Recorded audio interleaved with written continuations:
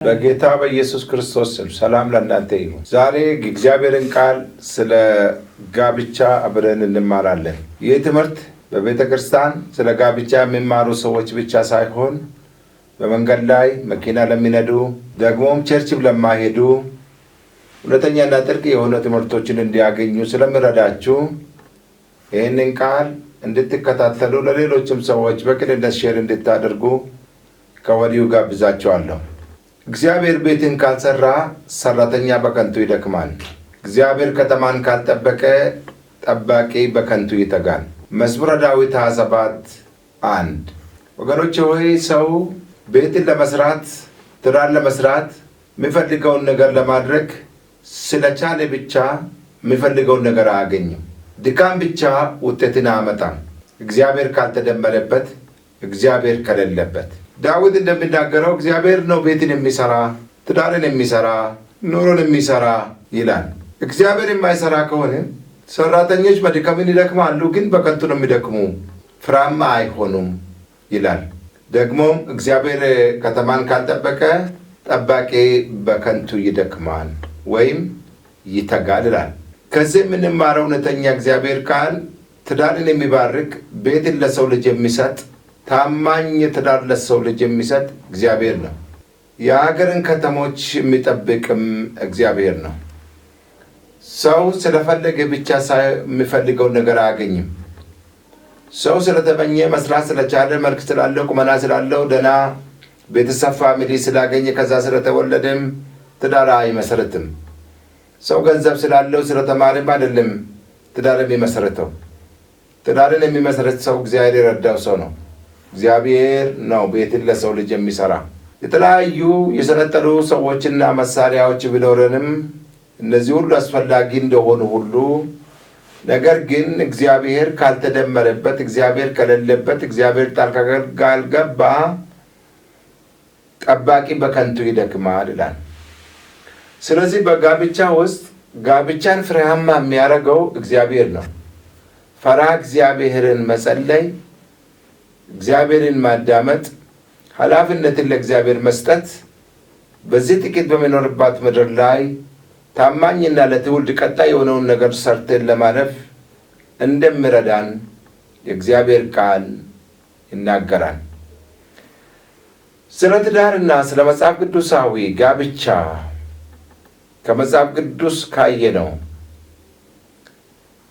አንድ እግዚአብሔርን የሚፈሩ ሁሉ በመንገዶቹ የሚሄዱ ምስጉኖች ናቸው ይላል። እግዚአብሔርን ቃል ሲያስተምር እግዚአብሔር ከሰራ፣ እግዚአብሔር ካለበት እግዚአብሔር ይፈራል።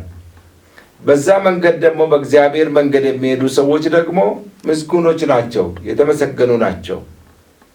በዚህ ምድር ሰው ወደ ትዳር ሲሄድ፣ ወደ ተለያየ ነገር ሲሄድ ብዙ አማካሪዎች ሊኖሩት ይችላሉ። እሱ በራሱ ኃጢአት የለውም። ነገር ግን አንዳንዱ መንገድ እግዚአብሔርን ወደምንፈራበት የሚወስዱን አይደሉም። ምክሮቹም ቢሆን አካሄዶቹም ቢሆን ሰዎች ትዳርን ለመመስረት የሚሄዱባቸው አደገኛ መንገዶችም አንዳንዴ ይኖራሉ። እነሱም ረጅም መንገድ ለመሄድ የሚያስቸግሩ ናቸው።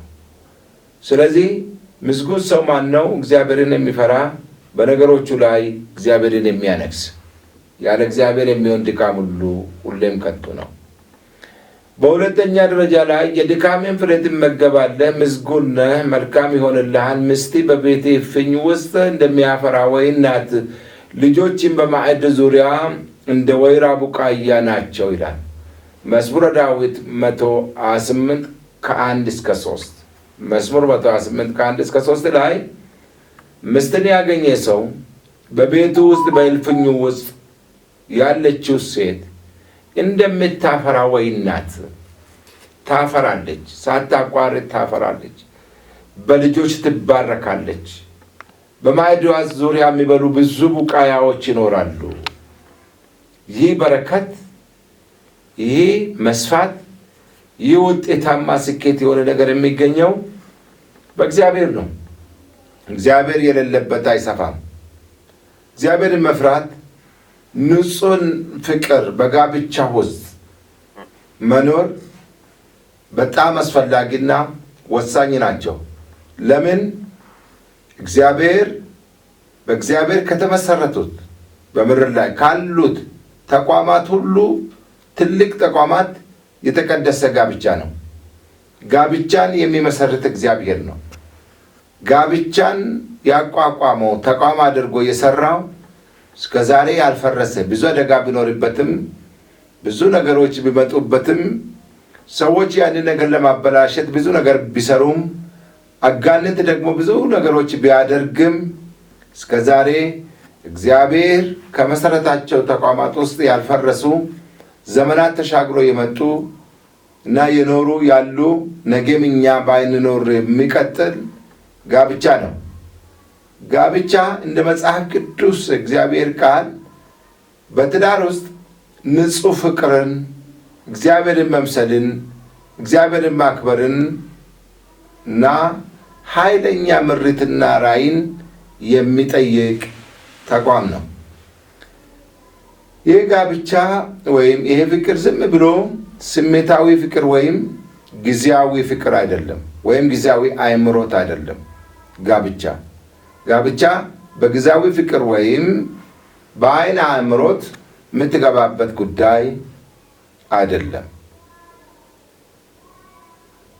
ከራስ ወዳድነት ነፃ በሆነ መንገድ በመሥዋዕትነትና በመንፈሳዊነት አንድነት ላይ የተመሰረተ ነው። መጽሐፍ ቅዱሳዊ ጋብቻ መሰረቱ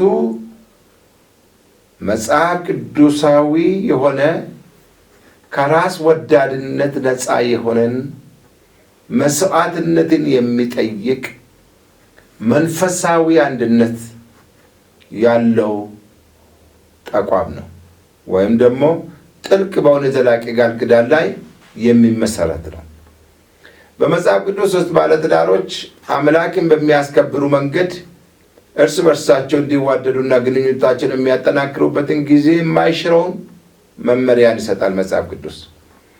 ከንጹሕ ፍቅር መግለጫዎቹ አንዱ ሐዋርያ ጳውሎስ የእውነተኛ ፍቅር ባህሪያትን የሚገልጽ በአንደኛ ቆሮንቶስ ምዕራፍ 13 ላይ ተናግሯል። ፍቅር የራሱን አይፈልግም፣ ፍቅር አይታበይም፣ ፍቅር አይማካም፣ ፍቅር በትዕቢት አይገለጥም፣ ፍቅር ለሌላ እንደምኖር፣ ፍቅር ትሑት እንደሆነ በብዙ ዝርዝሮች በተለይ ከ4 እስከ 7 ጳውሎስ አስተምሯል። በትዳር ውስጥ ይህ ማለት ያለመቋረጥ ደግነት፣ ከመራራነት መምለጥን፣ ፍቅር መፈለግን፣ በባልና በሚስት መካከል ያለው ፍቅር የክርስቶስ ፍቅር እንዲሆን፣ የክርስቶስ ፍቅር እንዲመስል ኤፌሶን 5:25 ላይ እግዚአብሔር ቃል ያስተምረናል። ባሎች ሆይ ክርስቶስ ቤተ ክርስቲያንን እንደወደዳት እናንተ ደግሞ ስለ እርሱ ራሱን አሳልፎ እንደሰጠ። በኤፌሶን 5:25 ላይ ባሎች ሆይ ክርስቶስ ቤተ ክርስቲያንን እንደወደዳት እናንተ ደግሞ ስለ እሷ ራሷን አሳልፎ እንደሰጣት ሚስቶቻችሁን ውደዱ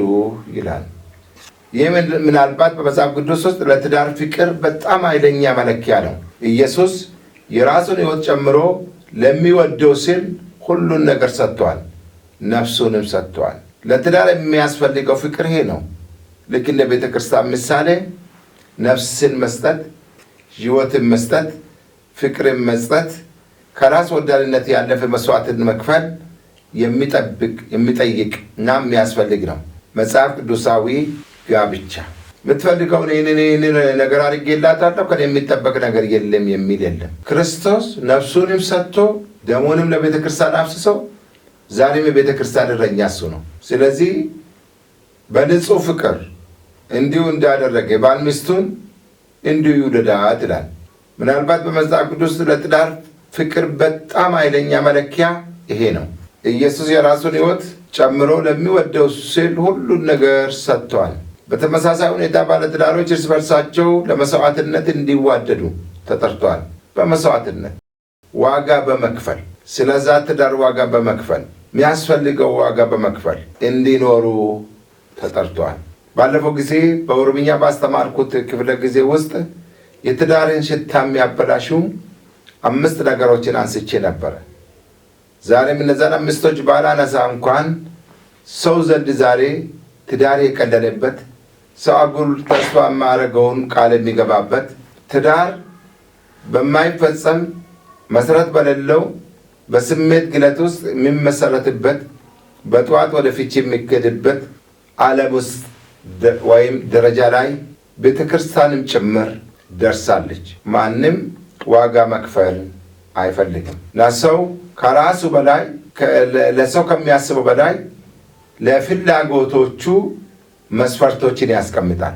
ለፍላጎቶቹ መስፈርቶችን የሚያስቀምጥ ከሆነና መስፈርቱን እሷም ማታሟላ ከሆነች እሱም መስፈርቱን የማሟላ ከሆነ ወዲያው በፍጥነትና በነፃነት ወደ ፍቺ ሲሮጡ ይታያሉ። ይህ መጽሐፍ ቅዱሳዊ እውነት የለው። መጽሐፍ ቅዱሳዊ እውነቱ ለትዳር የሚፈለገውን ዋጋ ሁሉ መክፈልን ይጠይቃል። እግዚአብሔር ይርዳን። በትዳር ውስጥ ንጹሕ ፍቅር፣ ዘላቂና የማይበጠስ መስመር ያስፈልጋል። በመኃልየ መኃልይ ምዕራፍ 8 ከ6-7 ላይ ፍቅር እንደሚነድ እሳት ነው ተብሎ ተጽፏል። ብዙ ውሃዎች አያጠፉትም። የጋብቻ ፍቅር፣ የትዳር ፍቅር ምነደው እሳትን ትኩሳቱን ውሃ የሚያጠፋው አይደለም። ስም የሚያጠፋው ከሳሹም የሚያጠፋው አይደለም። የማይጠፋ ፍቅር የትዳር ፍቅር ነው። በእግዚአብሔር ቃል አንጻር ስናይ ስሜታዊ ያልሆነ ፍቅር ነው።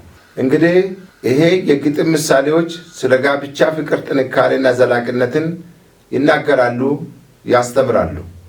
በችግር ወይም በጊዜ በቀላሉም አይጠፉም። ይልቁንም እግዚአብሔር ለሕዝቡ ያለውን የማይለወጥ ፍቅር የሚያንጸባርቅ ቃል ኪዳንን በማንጸባረቅ በፈተናዎች እየጠነከረ ይሄዳል። በተጨማሪ ቆላስይስ 3:14 ላይ አጽንዖትንም ሰጥቶ ስለ ፍቅር ያስተምራል። ፍቅር ሁሉንም በፍጹም በሆነ አንድነት የሚያስተሳስር በጎነት ነው ይላል። በጋብቻ አውድ ውስጥ ፍቅር ግንኙነቱን አንድ ላይ የሚይዝ ሙጫ ነው። ጥንዶች ግጭትን እንዳያሸንፉ ግጭት እንዳያሸንፋቸው ጸጋቸው እንዲረዝሙ እና በዓላማና በእምነት አንድ ሆኖ እንዲቆዩ ያስችላቸዋል። በመጨረሻ ምሳሌ 18:22 ላይ እግዚአብሔር ቃል ይነግረናል። ሚስትን የሚያገኝ መልካም ነገርን አግኝተዋል፣ ከእግዚአብሔር ዘንድ ሞገስን ያገኛል፣ ይቀበላል ይላል። ስለዚህ ጋብቻ የእግዚአብሔር ስጦታ ነው። የሚሰጠው እግዚአብሔር ነው፣ የሚገኘውም ከእግዚአብሔር ነው እና በውስጡ ንጹሕ ፍቅር በረከትንና ኃላፊነትንም አብሮ ይሰጣል። እግዚአብሔር ሞገስንም በዛ ውስጥ ይሰጣል። ትዳር ራሱን የቻለ ሞገስ አለው። ሰው በእግዚአብሔር ሕግና ኪዳን ውስጥ ሲኖር ከተጻፈው ከተመሰረተው እውነትና ተቋም ጭምር የሚያገኘው ሞገስና ተቀባይነት ይኖራል። በእግዚአብሔር እውነት ላይ ስንመሰረት ደስታን፣ መረጋጋትን፣ መንፈሳዊ እድገትን ያመጣል። በትዳር ውስጥ መረጋጋትን፣ መንፈሳዊ እድገትን የሚያመጣው በእግዚአብሔር እውነት ላይ የተመሰረተና በክርስቶስ ደስታ የሞላ ትዳር ውስጥ ስንገኝ ነው። በመጠቃለያ በትዳር ውስጥ ንጹሕ ፍቅር በቅዱሳት መጽሐፍ መሰረት ታጋሽ፣ ደግ፣ መስዋዕትነት ያለው የሚያጸናና በመለኮታዊ ጸጋ ላይ የተመሰረተ ነው። እሱም የእግዚአብሔር ፍቅር ተፈጥሮን የሚያንጸባርቅና ለዓለም ኃይለኛ ምስክር ሆኖ ያገለግላል። ባለትዳሮች ግንኙነታቸውን በእነዚህ የመጽሐፍ ቅዱስ መሠረት ሥርዓቶች ላይ ሲገነቡ ግንኙነታቸውን ያጠናክራሉ ብቻ ሳይሆን በመጀመሪያ ጋብቻ የፈጠረውንም አምላክ ያከብራሉ። እኛ ግንኙነታችንን ስናጠናክር፣ ትዳራችንን ስናጠናክር ይሄ ነገር ጥቅሙ ስርዓቱን ለመፈጸም ብቻ ሳይሆን መጀመሪያ ስርዓቱን የፈጠረው እግዚአብሔርን ለማክበርም ለምስጋናም የሚጠቅምና የሚረዳን ነው። እግዚአብሔር ስም የተባረከ ይሁን።